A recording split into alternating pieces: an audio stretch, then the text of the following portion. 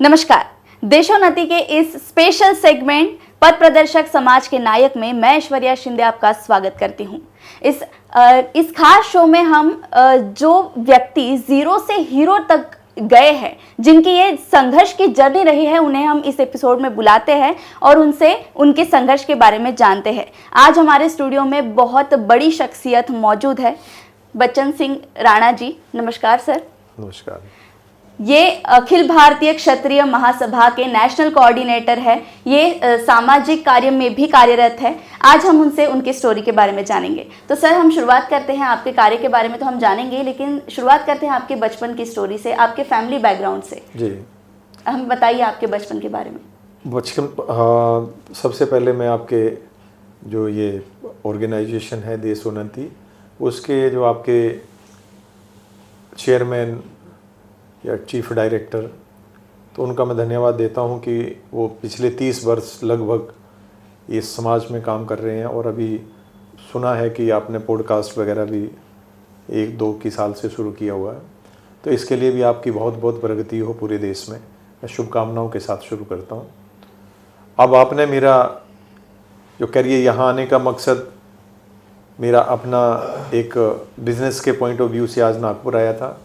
और नागपुर आने के बाद हमारी ये छोटी बहन की तरह आपकी जो प्रतिभा ललित सिंह जी हैं, ये बहुत ही एनर्जी इनके पास है और ये पूरे देश को जोड़ना चाहती है। तो मैं समझता हूँ कि आपकी कंपनी के लिए, आपकी ऑर्गेनाइजेशन और उनके लिए बड़ा सौभाग्य है कि इस प्रकार की जो प्रतिभाएं हैं वो अगर आपके साथ हैं, तो आपका सबका विकास और सबका साथ एक बहुत अच्छा लगा मुझे कि अपनी छोटी बहन की तुल्य मैं यहाँ आया और उन्होंने एक रिगार्ड, बड़ा सम्मान दिया आपकी ऑर्गेनाइजेशन ने मुझे।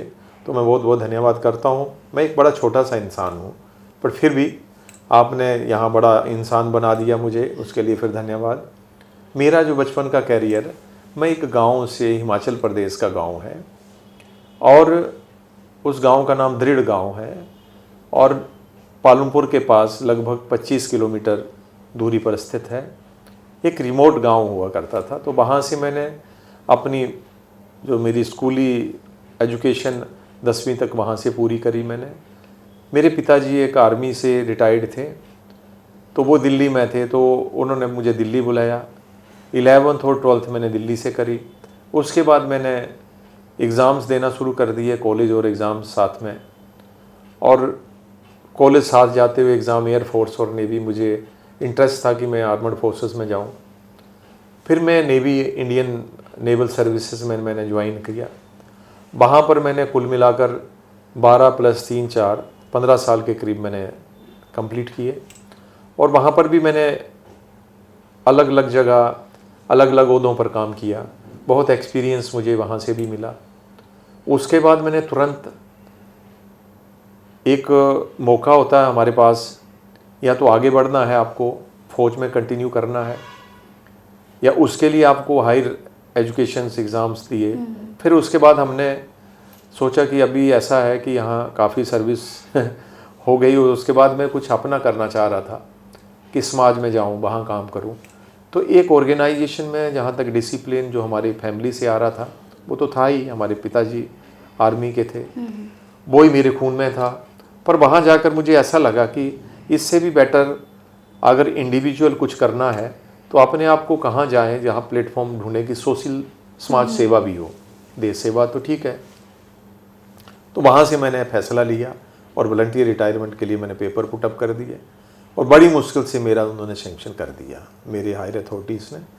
क्योंकि यंग युवा और जो हमेशा काम करने के लिए एनर्जी वाले युवा रहते हैं, तो उनके लिए हर जगह बड़ा स्कोप रहता है।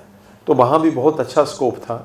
तो मैंने महाराष्ट्र में रहा, मुंबई में, और मुंबई में रहकर वहाँ से वॉलंटियर रिटायरमेंट ले ली। और 2000 में मैंने फिर आने के बाद वहाँ जब मैं था, तो एक मेंटेनेंस वहाँ का चीफ था, तो मुझे काम करने का मौका मिलता था। कॉन्ट्रैक्टर्स को बुलाना, सारी जो 107 एकड़ ज़मीन थी तो उसका काम करवाना, डिफेंस की कोई लैंड डिस्प्यूट में है तो उस डिस्प्यूट के लिए मुझे स्टेट ऑफिसर वहाँ नियुक्त किया जाता था। तो लोकल्स के साथ लाइजनिंग करना वहाँ पुलिस के साथ और म्यूनसिपैलिटीज़ के साथ, तो उस काम में मुझे रुचि आती थी और मैं वो काम किया करता था अच्छी तरह। तो वहाँ से मैंने काम करते हुए 2000 में अच्छा काम कर वहाँ सम्मान मिला मुझे बहुत नेवी में। तो मैं इंडियन नेवल सर्विसेज के लिए बहुत थैंकफुल हूँ कि मुझे बहुत सम्मान दिया और बहुत सिखाया, पढ़ाया, आगे बढ़ने को मौका मिला, पढ़ने का भी मौका खूब मिल दिया। तो पढ़ाई भी करी हमने।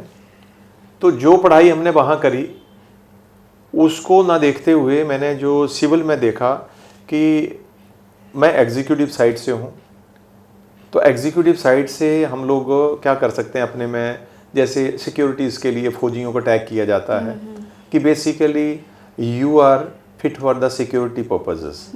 So people used to give a priority for the security purpose only, for security segments. Whether you may be a technical officers, you may be a medical officers, but first impression in general public is कि he is a security person actually. So that tag is with us. And I was pure from this segment only, executive side.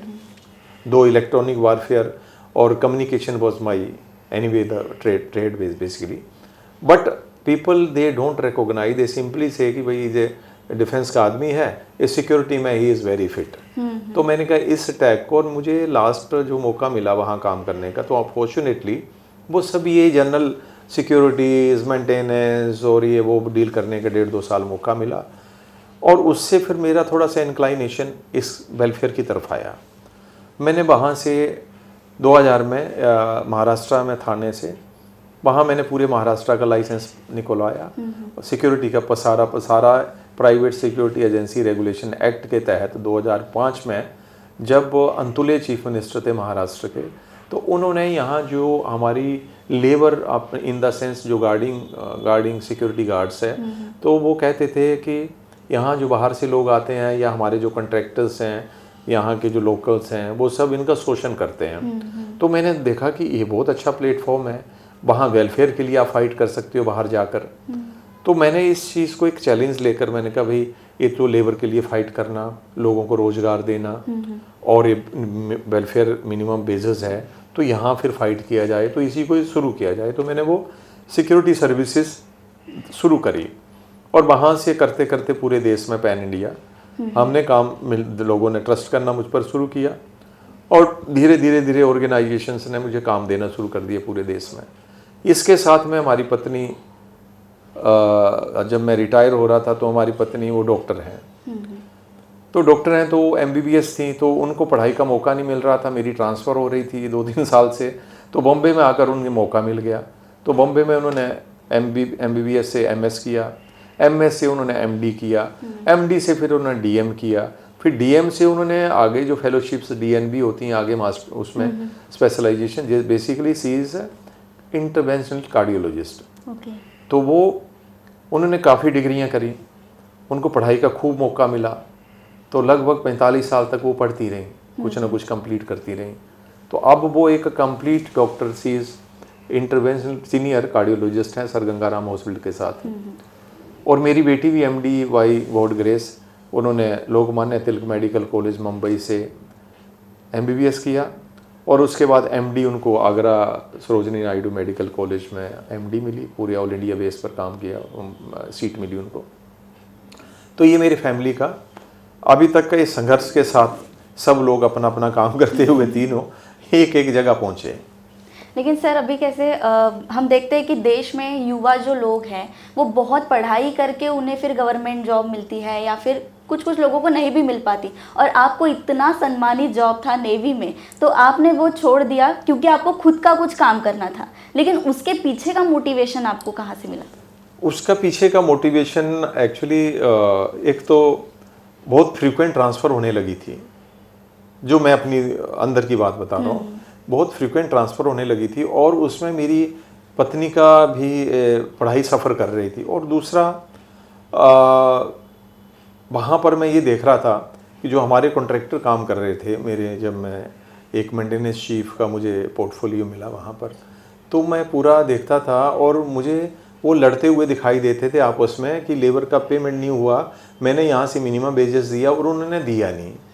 तो मुझे ऐसे लगने लगा कहीं ना कहीं वो रोज़ आए रोएं, काफ़ी बड़ी लैंड थी 107 एकड़, और फिर एडिशनल लैंड जो हमारी मिलती थी तो उसको भी जो ऊपर के जो हमारे CEOs कमांडिंग ऑफिसर्स जो रहते थे तो मुझे बुला कर बोलते थे कि उनको राणा साहब को ये पोर्टफोलियो दे दो, तो वो काम करेंगे जहाँ ईमानदारी से।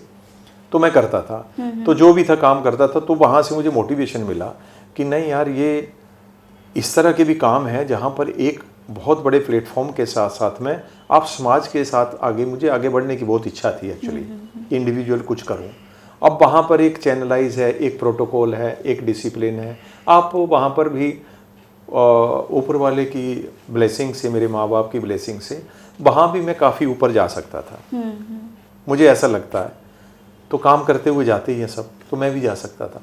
पर मैंने ये चुना कि नहीं, अब मेरी 32-33 साल की उम्र है, अब मैं चलता हूँ बाहर, और ये जो सारे सफ़र कर रहे हैं तो मिनिमम बेसिस की लड़ाई लड़ता हूँ गवर्नमेंट से, ये काम करता हूँ, वो काम। बड़े सपने थे कि एक बड़े ऑर्गेनाइजेशन को लेकर चलूँ और उनके लिए फ़ाइट करूँ, ये मेरे मन में था।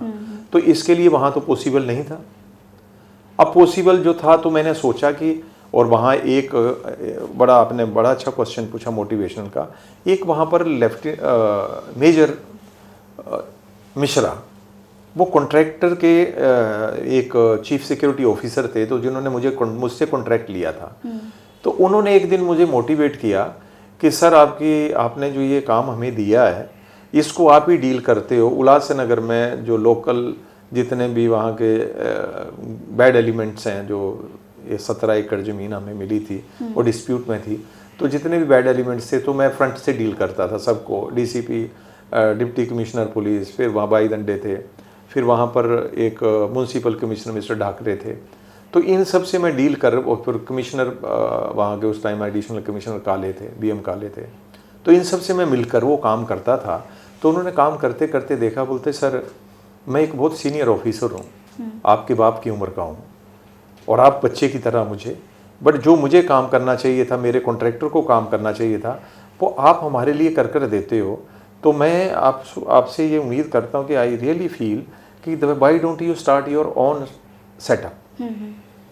तो I was very new to this, and to my good luck with the blessings of God, वो जैसे 1-1.5 साल हुआ और मुझे थोड़ा रोज पोक करने लगे कि आप क्यों मर्चेंट में जा रहे हो, you are merchant qualified. Basically वहाँ से हम निकलते तो स्कोप ये रहता था कि रेडियो ऑफिसर के लिए, बट मुझे ऐसा लगता था कि कहीं ना कहीं पब्लिक प्लेटफॉर्म में आऊँ। अब पब्लिक प्लेटफॉर्म में आने के लिए थोड़ा पैसा भी चाहिए होता है। अब पैसे के लिए वाइफ एक बैकअप में तो आई थी, बट वो अपनी स्टडी में लगी हुई थी जी। ये तो पर्सनल लाइफ है। कभी मैंने उनको सपोर्ट कर दिया, कभी उन्होंने मुझे सपोर्ट कर दिया, तभी तो हमने इतनी पढ़ाई करी, इतने संघर्ष किए। अब उनका भी मैं देख रहा था कि उनको MS करना जरूरी है, MS के बाद MD करना जरूरी है। बोलते MS मुझे अच्छा नहीं लग रहा, अभी मैं MD करूँगा, MD से DM करूँ।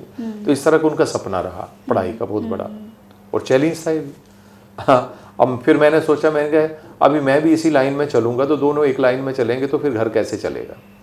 तो इसके लिए फिर मैंने कहा चलो ठीक है, यहाँ कंप्रोमाइज़ करते हैं। फिर मैंने ये सब करके सिक्योरिटीज़ एनीवे उनकी बात मानी। मैंने कहा ठीक है, रेडियो ऑफिसर बनूंगा, दूर रहूँगा, फिर मर्चेंट में चला जाऊँगा। अभी नेवी में था, वारशिप में, फिर मर्चेंट में चला जाऊँगा। मर्चेंट में जाने से बाद फिर लाइफ 6 महीने बाहर हो, 6 महीने इधर। फिर मैंने कहा इससे अच्छा कहीं परमानेंट काम करके, बोले स्ट्रगल रहेगा शुरू में बहुत स्ट्रगल है, दिन रात का स्ट्रगल रहेगा, बट स्ट्रगल के बाद में हो सकता प्रभु की कृपा हुई तो आगे बढ़ जाएंगे। और यही मैंने सोचा, और मिश्रा जी ने मुझे गाइड कर दिया। उन्होंने बोला ये रजिस्टर हैं, इतने प्रकार के रजिस्टर, इनिशियली ये सारा सामान खरीद के लाए वो एक दिन जब मैं रिटायर हुआ। तो रिटायरमेंट के बाद ये फिर हमने शुरू कर दिया थाने से, मुंबई थाने। वहाँ आज भी ऑफिस है, काम होता पूरे महाराष्ट्र, पूरे देश का। पर वहाँ से मैंने जब शुरू किया तो संघर्ष तो फिर 0 से ही करना पड़ा जी। एक 0 से एकदम। हालांकि मुझे माइलेज था कि मैं डिफेंस में था, तो बहुत रिस्पेक्ट लोग करते थे जहाँ मैं जाता था। वो ऐसा उनको पता चलता था कि ये झूठ नहीं बोलेगा, ये जो बोलेगा तो उसके ऊपर काम करेगा। तो एक बड़ा महाराष्ट्र ने मुझे बड़ा प्यार दिया, और एक विश्वास था फौजियों के ऊपर, वर्दी के ऊपर यहाँ। तो वो मुझे भरपूर मिला, यहाँ से बड़ा सपोर्ट मिला। पुलिस महाराष्ट्र की बहुत सपोर्ट की मुझे काम में। कहीं भी अगर छोटा सा कोई काम पड़ जाता है, ये पब्लिक डीलिंग है, तो उन सब ने मिल के बड़ी सपोर्ट करी और आज मुझे करते करते 25 साल हो गए और 25 साल में लगभग पूरे देश में काम किया है, कर रहे हैं अभी भी। तो ये मेरा शॉर्ट में जो रहा यहाँ तक। बाकी और कोई आपके पास ऐसा संस्थाओं में काम किया, हिंदू संगठनों से जुड़ा हूँ। दूसरा अखिल भारतीय क्षत्रिय महासभा का भी सौभाग्य मिला। 2012 से मैंने लगातार काम करना शुरू किया। कोरोना काल तक मैंने काम किया एक्टिवली और उसके बाद मैंने काम ऑलमोस्ट 10 या 15% किया क्योंकि एक्टिविटी रिड्यूस हो गई। मैं खुद कोरोना से पीड़ित हुआ, काफ़ी लंबे समय तक उसका इफेक्ट रहा। फिर डर के मारे इधर उधर जाने से बहुत ऐसे अच्छा नहीं लगता था। अब धीरे धीरे मैंने फिर उसको एक्वायर किया और धीरे धीरे अभी काम करना शुरू किया अपने प्रोफेशन का। तो था ही, थोड़ा बहुत काम कर ही रहा था मैं। हालांकि बड़ी कृपा रही ऊपर वाले की कि टीम बहुत अच्छी है। जो हमारी टीम है बहुत अच्छा काम करती है। उसमें मिस्टर हरिंदर तिवारी राय और ये हमारे जो लोग, काफ़ी अच्छी टीम है। तो इसमें टीम के साथ ही काम होता है। तो पूरे देश में टीम बहुत अच्छा काम करती है। मेरे ऐसे अनुकूल परिस्थितियों तो में रहते हैं, विपरीत परिस्थितियों में भी बहुत अच्छा साथ देते हैं। तो उसकी वजह से मैं आज यहाँ आपके सामने हूँ और मैं समझता हूँ कि समाज के लिए भी हमारा योगदान रहना चाहिए। समाज के लिए भी काम करते हैं। और उसके बीच में एक मैंने 2019 का इलेक्शन लड़ा एमपी का। तो बेसिकली मैं हिंदू संगठनों से जुड़ने के नाते और विचारधारा शिवसेना और इस विचारधारा का रहा हूँ मैं पहले से और फौजी टैग था। तो मेरी विचारधारा तो देश के प्रति, जो देश का झंडा सामने से उठाता है और 50 आदमी के सामने बोलता है कि मैं भारतीय हूँ, तो फिर मैं उसी की तरफ चला जाता। चाहे वो फिर कोई भी कास्ट का हो, चाहे कोई भी क्रीड हो, कोई भी सेक्स हो, तो मैं ये नहीं देख पाता हूँ। ये मैं जरूर देखता हूँ कि मेरे देश का झंडा इसने उठाया है। अभी जो होगा वो सो देखा जाएगा, चाहे वो जीरो से काम करना पड़े, चाहे फिर वो लाखों की, मैं परवाह नहीं करता हूँ। फिर मैं सोचता हूँ कि वो वहाँ से जीरो वाले आदमी के साथ ही मुझे अच्छा लग रहा, मेरे दिल को तसल्ली मिल रही है। तो इसी कारण से मैं हिंदू मतलब सनातन को समर्पित रहता हूँ। तो उसको रहने के बजाय मैं बीजेपी का फिर या इनके जो अलायंस संगठन है उनसे जुड़ा रहता हूँ। हालांकि मुझे कोई बड़ी चाहत ऐसा नहीं रही कि कभी मैं कुछ ऐसा एमएलए बनकर सीएम की रेस में आ जाऊँ। ऐसा रहता ना लोगों में, मुझे दिल से रियली ऐसा नहीं रहा। नहीं तो मुझे अपॉर्चुनिटी बहुत मिली कि मैं ये भी कर सकता हूँ, वो भी कर सकता हूँ, बट मैंने उसको ये नहीं चाहा। मैं सोचता था कि एक आदमी अगर पॉलिटिक्स में आता है तो उसकी बड़ी लंबी ज़िंदगी उसके पीछे जाती है और मैं थोड़ा शॉर्टकट से उसको काटूँ इधर से उधर से, पैसे से, किसी भी चीज़ से या अपने प्रभाव से, मेरी पर्सनैलिटी या मेरा जो भी बात है, मेरा जो काम है, उससे प्रभावित करके अंदर घुस जाऊँ, तो मैं उसको अच्छा नहीं मानता हूँ। मेरा दिल गवाही नहीं देता। मेरा दिल गवाही यही देता है कि जो मैं डिज़र्व करता हूँ, जिसके लिए मैं संघर्ष कर रहा हूँ, क्या उसके लिए मैं फिट हूँ या नहीं। और जो आदमी ऑलरेडी कर रहे हैं तो उनको हटाने का मुझे कोई मन नहीं करता इस तरह का। तो इसलिए मैंने किसी बड़े आप चाहता तो बीजेपी में कहाँ से कहाँ, क्योंकि मैं बहुत पहले से जुड़ा हूँ और मैंने अच्छे अच्छे दिग्गज लोगों के साथ काम किया है। और मैंने सतारा, कोल्हापुर, यहाँ भी काफ़ी एनसीपी उस टाइम थी, तो एक दो मेरे मित्र थे, तो मैं उनके लिए काम किया। हालांकि बड़ी पोजीशन पर थे वो, तो मैं उनके लिए काम किया। यहाँ भी आपके महाराष्ट्र में भी, फिर शिवसेना के लिए कहीं कहीं काम किया। तो मुझे ऐसा लगता था कि जो कैंडिडेट अच्छा काम कर रहा कहीं भी हो, तो जहाँ मेरा नेटवर्क होता था तो मैं वहाँ जाकर लोगों को लेकर काम करता था। और बस ये मेरा चल रहा है। और लाइफ आज आपके बीच में नागपुर में हूँ। बहन छोटी है तो इसने सोचा कि भैया आया है तो क्यों ना यहाँ पॉडकास्ट में जी। आपका एक सोशल सर्विसेज का आपने एक फाउंडेशन भी चला रहे हैं। मैं भूल गया, उसके बारे में बता देता हूँ आपको। जब मैं इलेक्शन लड़ने गया, अब मैं इलेक्शन 2019 में लड़ा, इसके पीछे का जो मैं सही है, इसमें गलत नहीं है। मैं जो अंदर आत्मा की आवाज़ है वही बोल रहा हूँ, जो मैंने दिल से किया। पॉलिटिकली है ये थोड़ा सा ऐसा है कि 2019 में इलेक्शन था लोकसभा का और हिंदू रक्षा सेना का मैं वाइस प्रेसिडेंट हूँ। तो उसमें क्या, उसमें कुछ आरएसएस के लोग, कुछ हिंदू समर्पित लोग, जो सनातनी लोग ना, उनका एक चंद्रशेखर भवन है दिल्ली में आईटीयू के पास। तो वहाँ एक बड़ा मीटिंग हुआ। मीटिंग में उसमें सब लोगों ने ये कहा कि भाई अब ऐसा है कि आगे की लीडरशिप के लिए लोगों को तैयार होना पड़ेगा।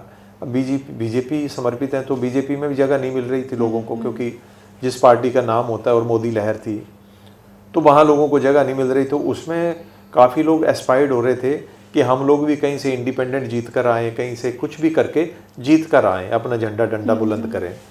तो इंडिपेंडेंट नेचर का मैं हूँ, थोड़ा सा किसी के नीचे ज़्यादा काम नहीं कर पाता हूँ। ये मेरी पहले से एक बचपन से कुछ ऐसी नेचर रही है। अब टीचर भी पढ़ाते थे तो टीचर भी देखते थे कि मैं जब फर्स्ट आ जाता था तो सबसे आगे बिठाते थे, तो मैं पीछे से उठकर बोलता था कि नहीं मैडम मैं यहाँ दूसरे नंबर पर बैठूँ, तीसरे नंबर पर बैठूँ। ऐसे मेरी नेचर रही थी। अब धीरे धीरे कई चीज़ें चेंज करनी पड़ती है समय के अनुसार, पर मैं ऐसे ना किसी का ज़्यादा अंदर जाके जी हजूरी कर काम नहीं कर पाता हूँ। तो मेरा एक नेचर है, मैं ये समझता हूँ कि मैं इंडिपेंडेंट काम करूँ, भले पोछा मारूँ, झाड़ू मारूँ, बट ये करूँ वो करूँ, कुछ भी सफाई करूँ, बट कोई ज़्यादा रोक टोक नहीं हो। हर काम डिसिप्लिन से करना चाहता हूँ, पर हर काम में ये भी चाहता हूँ कि मैं खुद करूँ और खुद ही काम लाऊं, खुद ही लोगों को खिलाऊं, खुद ही दूं, सब कुछ। ऐसा मेरा एक नेचर है। कोई काम करके आता है और मुझे बोलता है कि मैं ये करके आया, वो करके आइए, तो मैं सोचता हूँ यार मैं अपाहिज हूँ क्या, मुझे करके लाना चाहिए, आपको खिलाना चाहिए। मेरी ऐसी एक नेचर है। अच्छा एनीवे वो पर्सनल हुई। पर मैं आपका क्वेश्चन था सोशल सर्विस। हाँ, तो मैंने जब इन सब ने संकल्प लिया, हमने गंगा जल रखा हाथ में कि हम लोग जब तक इलेक्शन नहीं लड़ेंगे या जब तक आप पब्लिक प्लेटफॉर्म पर नहीं आएंगे तो आपको कौन पहचानेगा। आप भले बिजनेस में क्या हो, पढ़ाई की है तो पढ़ाई में हो, या कुछ काम कर रहे हो तो उसमें हो, बट अदरवाइज आप पॉलिटिकली लोग नहीं पहचानेंगे। आप पॉलिटिकल पार्टी तो जब तक टिकट नहीं देते, जब तक आप उसके कोर वर्करशिप से और उसमें आते हैं, किसी भी पार्टी का होता है, चाहे वो बीजेपी को हम समर्पित है, बट बीजेपी भी चाहती है ना कि आपकी मेंबरशिप है, आपका लोगों में उठना बैठना है, या कांग्रेस है, यानी सिर्फ ये कोई भी है ना, ये चाहता है। तो मैंने वहाँ से अपना ये कैरियर शुरू किया। मैंने कहा भाई अगर हमें कहीं इलेक्शन में वोट मांगने जाना है, भले इंडिविजुअल जाऊँ, तो कुछ ना कुछ काम करना पड़ेगा। तो मैंने ये जोलर सिंह चौहान, ये हमारा हिमाचल प्रदेश मीडिया प्रभारी, और ये काम देखते मिस्टर हरिंदर तिवारी, इन सब ने मिलकर, हम लोगों ने मिलकर एक मीटिंग ली और मैंने कहा ओम हेल्प फाउंडेशन के नाम पर एक फाउंडेशन हमने बनाई। उस फाउंडेशन में हमने काम करना शुरू किया हिमाचल में, जहाँ जहाँ मेरी लोकसभा कांगड़ा चंबा थी। तो उसमें हमने कई गरीब लड़कियों की शादियाँ करवाना शुरू कर दी। फिर जहाँ जहाँ लोगों के कुछ घर टूटे हुए थे बहुत, तो उनको कहीं रिपेयर करवा दिया, कुछ छोटा सा घर बनवा दिया, किसी का नल लगवा दिया, किसी का पानी सप्लाई रुका हुआ था तो वहाँ से पानी दिलवा दिया डीएम साहब एसडीएम से मिलकर। फिर कहीं छोटी सी सड़क बनवानी है, जैसे होता है अप्रोच रोड होता है घर तक, तो वो हमने बनवाना शुरू कर दिया। लेकिन सर इन सब चीज़ों के लिए आप फंड कहाँ से लाते थे? फंड हमने जो हमारी मैं ये काम करता था कि जो मेरी पेमेंट होती थी होम सिक्योरिटी एंड सर्विसेज में, तो उसका मैंने एक भाग निश्चित कर लिया कि मुझे समाज सेवा के लिए लगाना है। जैसे भी हमारे शास्त्रों में लिखा है कि 1/4 भाग आपको किसी दान दक्षिणा या किसी सामाजिक कार्य में लगाना चाहिए। तो मैं उससे थोड़ा सा ये रखता हूँ। तो मैंने सोचा कि क्यों ना मैं अपनी जो पेमेंट मेरी आती है उसमें से मैं 1-1.5 लाख अपने इस काम के लिए लगाना शुरू कर दूँ। तो मैंने 2017 से हिमाचल प्रदेश में ये काम करना शुरू कर दिया, क्योंकि वहाँ मुझे लोकसभा में जाना था। लोकसभा में जाना था तो कुछ काम करके आप नहीं जाओगे तो कोई भी आदमी आपको बोलेगा आप लोकसभा में आए हो, पार्टी की तरफ से हो या नहीं, आप इंडिविजुअल हो। तो इंडिविजुअल है तो आपके पास बोलने को है कि मैंने 2 साल काम किया है, बाकी वो पार्टी से जो आए तो पार्टी जो काम करेगी वही तो बताएंगे, वो इंडिविजुअल तो कुछ कर नहीं पाएंगे। बट आपका इंडिविजुअल क्या क्रेडिट है वहाँ पर। तो मैंने उस लाइन पर वो काम करना शुरू किया। उसके तहत मैंने एक एम्बुलेंस वहाँ डोनेट करी। वहाँ विकलांग बच्चे थे तो उनकी रिहेबिलिटेशन के लिए उनको चाहिए थी। तो वहाँ मैंने एक अखिल भारतीय क्षत्रिय महासभा ही उस टाइम एक सोशल ऑर्गेनाइजेशन के साथ, हालांकि मैंने ओम हेल्प फाउंडेशन नहीं लिखा, तो उसमें अखिल भारतीय क्षत्रिय महासभा का ही टैग मैंने लगाया था शुरू में। तो जब मैं काम कर भी रहा था वो पूरे जानते भी थे पूरे लोग वहाँ के, तो वो ही मैंने टैग लगा दिया था ओम हेल्प फाउंडेशन। उस टाइम हमारी रजिस्ट्रेशन में चल रही थी तो उसके कुछ कागज़ तो पूरे हो गए थे, बट वो एक नंबर नीति या वो कुछ रजिस्ट्रेशन हमने लेना था। तो मैंने कहा चलो ठीक है, वो आ गया साथ में, तो फिर उसमें हमने तब्दील कर दिया बाद में उसको 1-2 साल के बाद, तो इलेक्शन के बाद ही किया ओम help foundation, but Akhil Bharatiya क्षत्रिय महासभा के नाम से वो चलती रही वैन वहाँ पर। तो लड़कियों की शादी, फिर जहाँ से कोई आवाज़ उठे जिस भी विधानसभा से, वहाँ जाकर काम कर देना उनका। तो ऐसे करके मैंने सुना मेडिकल कैंप्स भी आप चलाते मेडिकल कैंप भी चलाते हैं। हमने 55 कर दिए, हमने 55 मेडिकल कैंप, महीने में एक कैंप चलाते हैं। उसमें हम लोग फ्री कार्डियक चेकअप रहता है। कार्डियक चेकअप में हमारा ईसीजी होता है, वो अपनी मशीन है हमारी, ईसीजी होता है। फिर बीपी मॉनिटरिंग होल्डर होता है 24 आवर्स, किसी किसी को लगता है तो उसको लगाते हैं। फिर हमारा होमोग्लोबिन है, कोलेस्ट्रॉल है, फिर डायबिटीज़ का चेक है, वो है। फिर हम कई बार क्या करते हैं, किसी डेंटल एक एसोसिएट रहता है कोई, तो डेंटल जैसे क्लोब डेंटल है, अब वो हमारे साथ एसोसिएट हुआ क्योंकि एक हम रेप्यूटेड हैं ही, क्योंकि मैडम कार्डियोलॉजिस्ट हैं तो रेप्यूटेड है वो। तो उनके छत्र के नीचे ये कैंप हमने शुरू किए थे 2017 से।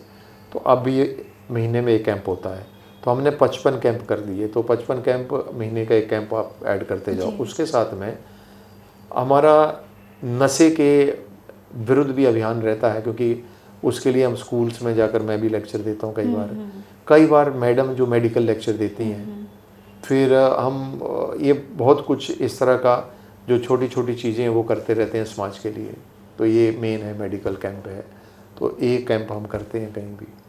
जी, एक थोड़ा अलग प्रश्न मेरे मन में आ रहा है, मेरी क्यूरोसिटी समझ लीजिए कि आपकी दोनों फाउंडेशन जो आप सोशल सर्विस के लिए भी है और जो सिक्योरिटी सर्विस के लिए भी है, उनका दोनों का नाम ओम से स्टार्ट होता है। तो ये ओम के पीछे का क्या रहस्य है? ओम के पीछे का रहस्य ये है कि ओम सबको समा लेता है, सृष्टि का रचयिता ओम है एक्चुअली, और यूनिवर्स इज ओम। और ये हमारी पत्नी, हमारी wife, she is a doctor, तो उन्होंने इस नाम का उच्चारण किया कि आप ओम हेल्प, ओम से अपने ग्रुप को शुरू करिए, शुरू का नाम है, तो उन्होंने नाम दिया ओम का। तो ओम का नाम दिया, तो फिर हमने ओम सिक्योरिटी एंड सर्विसेज के नाम से इसको शुरू, ओम गार्ड फोर्स प्राइवेट लिमिटेड, फिर ओम ग्रुप ऑफ कंपनीज, ऐसा करके हमने फिर ओम हेल्प फाउंडेशन, फिर ओम के नाम से ही हमने इसको ऑर्गेनाइजेशन को शुरू किया। तो अब ओम के नाम से रिसर्च, हालांकि बीच में लोग, जब मैं काम के लिए जाता था तो जो ओम से इन्फ्लुएंस लोग हैं वो तो ओम को मानते हैं। कुछ एक ऐसी ऑर्गेनाइजेशंस भी, हालांकि मैं क्रिश्चियन ऑर्गेनाइजेशन के साथ केरला में काम कर रहा हूँ, तो उन्होंने भी मुझे ऑब्जेक्शन नहीं उठाया। मैं सबसे ज़्यादा ये जो फाइनेंस कंपनीज हैं, मुथू फाइनेंस है, मुथू फिनकोप है, मुथूट ग्रुप है, तो उसके साथ मैं काम कर रहा हूँ। बट मैं जब भी गया वहाँ पर तो उनको मुझ में ऐसा कोई नज़र नहीं आया। जब मैंने उनसे बात करी, कन्वर्सेशन करी सिक्योरिटी पॉइंट ऑफ व्यू से, तो वहाँ उन्होंने सबसे पहले मेरी सिलेक्शन करी। ये भी मुझे क्रेडिट मिला वहाँ से उन लोगों। तो मैं एक्चुअली फिर मैं ये सोचता हूँ कई बार कि समाज में जो भेदभाव है तो वो होना नहीं चाहिए बेसिकली। ये ज़रूर है कि मतलब हम काम देते ही हैं, लोग काम देते हैं, तो ओम के पीछे ये मोटिवेशन रहा। और ओम ही सब कुछ, ओम ही देख रहा है, ओम से ही चल रहा है। जी, आप समाज में अभी ऑलरेडी इतना काम कर चुके हैं, कर भी रहे हैं और आगे भी चलता ही रहेगा, लेकिन अखिल भारतीय क्षत्रिय महासभा के माध्यम से और आगे के प्लान्स आपके क्या क्या हैं? अखिल भारतीय क्षत्रिय महासभा का मेरा एक बहुत बड़ा सपना ये था कि जितनी भी हिंदुस्तान में राजा महाराजाओं से लेकर नीचे तक की जो संगठन थे, अब अलग अलग चल रहे थे, हजारों संगठन थे, तो मैंने, और यहाँ के नागपुर के बहुत फेमस और मेरे मित्र चंदन सिंह रोटेले थे, आज वो उनका स्वर्गवास हो गया है, आज है नहीं वो धरती पर, मुझे अफसोस है कि वो है नहीं। तो उसके लिए मैं मतलब 5-6 मित्रों में से बड़े लेवल के सामाजिक कार्यकर्ता रहे, उनके साथ मेरा बड़ा अच्छा एक कॉम्बिनेशन रहा काम करने में। और वो पूरे समाज को हम लोग जोड़ना चाह रहे थे। हालांकि हरिवंश सिंह अध्यक्ष हैं अखिल भारतीय क्षत्रिय महासभा के, उनकी थ्रू मैं अखिल भारतीय क्षत्रिय महासभा में आया। आने के बाद मैंने ये देखा कि एनर्जेटिक लेवल किस आदमी का बहुत हाई है, तो मैंने उस आदमी के साथ सिर्फ और सिर्फ समाज के लिए ही काम करने की सोची। मैंने उस आदमी से कभी भी ऐसा नहीं सोचा कि मेरे बिजनेस में इस आदमी का क्या फ़ायदा ले लूँ। मैंने आज तक नहीं सोचा, चाहे कोई सीएम से मिला, पीएम से मिला, किसी भी व्यक्ति से जहाँ भी मिला, तो सबसे पहले मैंने यही सोचा कि इस व्यक्ति की इनकी कुर्सी के लिए मैं क्या कर पाऊँ। या आज मैं आपके ऑफिस में आया हूँ, माना मेरा जो यहाँ आना हुआ, तो प्रतिभा ललित सिंह, हमारी छोटी बहन स्वरूप, उसने मुझे बुलाया यहाँ पर, और मैं ही अपने दिल से दुआएं देता हुआ, और मैं मन से और अपने कर्म से भी सोच रहा हूँ कि उसका कैसे भला हो, वो कितनी ऊपर चली जाए, उसकी ऑर्गेनाइजेशन कितनी ऊपर चली जाए। तो मेरा इस प्रकार का सोच है बचपन से कि जहाँ भी जिस ऑर्गेनाइजेशन से मैं जुड़ता हूँ, मैं सबसे पहले ये सोचता हूँ कि ऑर्गेनाइजेशन कैसे आगे जाए। तो मेरा एक अपना सोच है। तो इस अखिल भारतीय क्षत्रिय महासभा का जो सबको इकट्ठा करने का, सारे समाज में जो लोग काम कर रहे थे तो उनको जोड़ने का मेरा एक बड़ा सपना था। अब वो सपना बीच में इनकी डेथ हो गई, चंदन सिंह रोटेले जी की, तो थोड़ा सा मुझे बड़ा धक्का लगा पर्सनली, एज ए पर्सन भी, और समाज के लिए एक बड़ी क्षति हुई हम लोगों के लिए कि जो मेरे बड़े थे मुझसे उम्र में, पर एक बड़े अच्छे साथी मेरे, और एकदम काम करने के लिए 24 घंटे तैयार, तो उनको हमने लूज़ कर दिया। उसके बाद कोरोना के बाद मेरा इंटरेस्ट थोड़ा सा मनोबल वीक हुआ था, और उनके जाने के बाद वीक हुआ। तो अभी फिलहाल तो अखिल भारतीय क्षत्रिय महासभा है, उसके बारे में अभी मैं सोच नहीं पा रहा हूँ, थोड़े टाइम के लिए मैंने स्टॉप किया हुआ है। इसके रीजन है, अब जैसे मुझे ऐसा लगेगा पुनः कि इसकी पुनर्स्थापना कैसे इतने बड़े लेवल तक सोचने के लिए, तो उसके लिए फिर एक और गठन की ज़रूरत रहेगी, नई कमेटी की। फिर उसके ऊपर काम किया जाए, जो काम हो तो डेवलपमेंट का काम हो, तो एक ना समाज को जहाँ ज़रूरत है रियली में, तो उसके ऊपर काम हो। पॉलिटिकल ठीक है, पॉलिटिकल की एक गणना है कि भाई आपका समाज कितने परसेंटेज है, आप कौन, ये वो ठीक है वोट के हिसाब से, बट एक काम के हिसाब से भी मैं समझता हूँ कि हमारे जैसे लोग अगर कहीं समय दे रहे हैं, कहीं जा रहे हैं, तो उसका मूल्यांकन हमें करना चाहिए कि उसकी वैल्यू है या नहीं, या आप एनर्जी वेस्ट कर रहे हो, पैसा वेस्ट कर रहे हो, और लोगों का भी वेस्ट करवा रहे हो टाइम, है ना, और उनकी एनर्जी, उनका पैसा काम धंधे से सब मुक्त करवा रहे हो, उनको छुड़वा रहे हो। तो वो मैं नहीं चाहता हूँ। मैं ये चाहता हूँ कि हर आदमी जो भी इस संगठन से जुड़े, जो भी काम करे, तो एक विज़न हो उसका, और उसको भी राहत मिले कि भाई मैं जो जुड़ा हूँ, मैं किस लिए जुड़ा हूँ, मेरा पर्पस क्या है। तो कुछ पर्पस हो, कुछ मिशन हो हाथ में, और विज़न साथ में हो, तो ये सब चीज़ें तभी होंगी जब अब मैं ही खुद इतना काम नहीं कर रहा हूँ आज की डेट में संगठन के लिए, to be very frank and honest. But ये ज़रूर है कि ओम हेल्थ फाउंडेशन का काम, क्योंकि वहाँ पत्नी है, तो वो उनको एक कैंप करना ही करना है, तो वो मैं अभी कर रहा हूँ, और अभी फिर मैं दोबारा से इंटरेस्ट लेकर इनको काम करना शुरू किया पिछले कुछ 6-7 महीने से जी। अच्छी तरह। तो अब जो समाज का आपने पूछा है, तो समाज का विज़न भी मैं दोबारा इसको रिव्यू करूँगा कि अब रिव्यू करना तो कहाँ कहाँ करने की ज़रूरत है एक्चुअली, उसके ऊपर थोड़ा सा शोध करूँगा। फिर उसके बाद मैं इन लोगों से बात करूँगा। समाज कोई दूर नहीं है, समाज तो अपने पास है, दिल में है, हम समाज में दिमाग में है ना, तो कभी भी शुरू कर सकते हैं। पर वाकई ही प्रैक्टिकली फिजिकली जो उसको शुरू करना है, पेरेंट्स देना है, तो उसके लिए आपको अपना मोटिवेशन खुद का रखना पड़ेगा। जी। तो अभी तक वो मैं ठंडा रखा हो थोड़े टाइम के लिए, बट उसको जब भी जागृत हो जाएगा तो फिर ये सब पुनर्गठन करने की ज़रूरत है मुझे लगता है। और फिर अगर उस एक आपके बिंदु हों, उन बिंदुओं पर काम हो, उसकी स्वरूप, उस रेखा स्वरूप बने, उस पर आप चलें, तो फिर कितना अच्छा लगता है जी। किसी चीज़ को। अब उसी तरह का फिर देखते हैं दोबारा, अगर कितना अच्छा काम कर पाते हैं, तो आपकी शुभकामनाओं के साथ काम करेंगे। जी जी, हमारी शुभकामनाएं तो आपके साथ सदैव रहेगी। हाँ जी, बहुत बहुत धन्यवाद सर, आप हमारे साथ जुड़े और हमें आपकी इतनी अच्छी कहानियाँ बताई, इतनी अच्छी स्टोरी बताई, जिसकी वजह से हम खुद आज मोटिवेटेड फील कर रहे हैं। और आप इतनी बड़ी हस्ती हैं और हमारे बीच में बैठे हैं, तो ये हमारे लिए सौभाग्य की बात है कि मुझे आपका इंटरव्यू लेने का मौका मिला है। बहुत बहुत धन्यवाद sir. Thank you very very much. तो ये थे बच्चन सिंह राणा जी। आपको ये पॉडकास्ट कैसे लगा हमें कमेंट्स में ज़रूर बताएं और देखते रहिए देशोन्नति। नमस्कार।